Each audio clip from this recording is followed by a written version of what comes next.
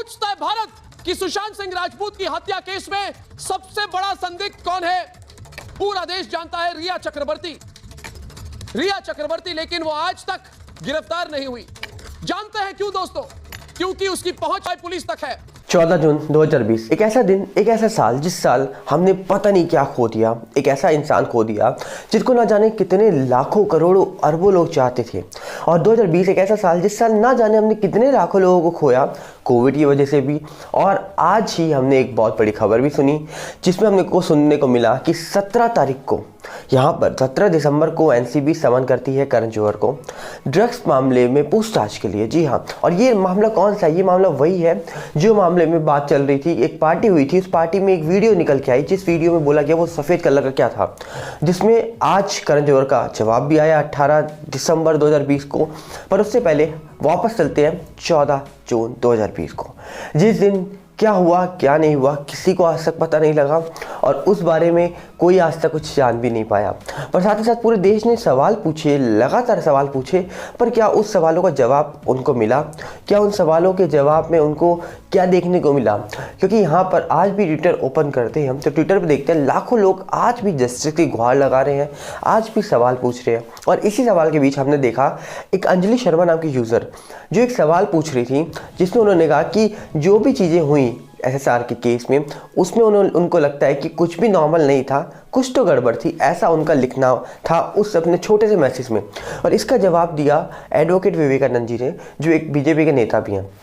इन्होंने 5 बातें लिखी। इन्होंने पहली बात लिखी कि एसएसआर को हैंगिंग करते हो, मतलब लटकते हुए किसी ने भी नहीं देखा। यहाँ तक कि ये बात आप याद करिए कि चीज़ें जब चालू हुई थी तभी भी जो स्टेटमेंट आए थे जिसमें बोला गया था कभी किसी और का नाम आ रहा है, कभी वो ड्राइवर का नाम आ रहा है कि उसने देखा, उसने उतारा, तो ये स्टेटमेंट लगातार बदलते रहे।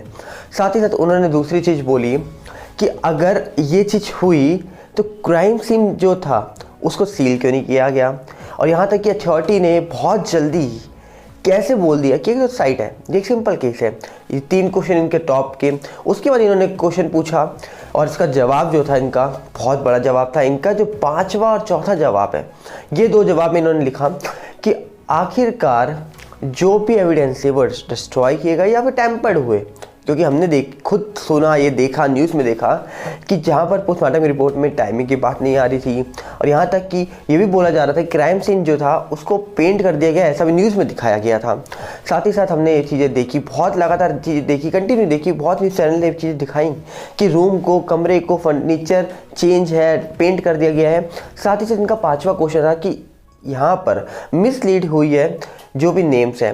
मतलब कंटिन्यू देखिए, स्टार्टिंग के कुछ टाइम में नेपोटिज्म की बातें निकली थी, कंटिन्यू डिप्रेशन की बातें निकली थी, कंटिन्यू जो मेडिसिन की बातें निकल के आ रही थी, तो बहुत सारी चीज़ें निकल के आ रही थी।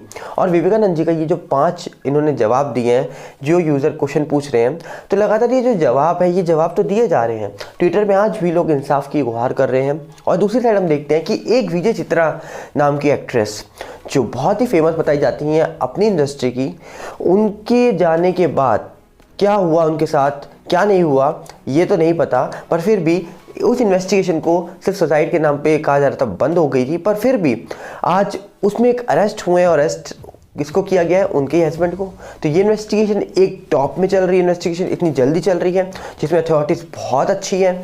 तो दूसरी साइड हमने देखा कि यहाँ पर हमने देखा कि बहुत डिले हुआ और डिले होने के बाद भी आज भी जो लोग न्याय की गुहार कर रहे थे, मांग कर रहे थे, उनको उनका जवाब नहीं मिला गया। मिलते हैं बहुत जल्दी। नमस्कार, जय हिंद।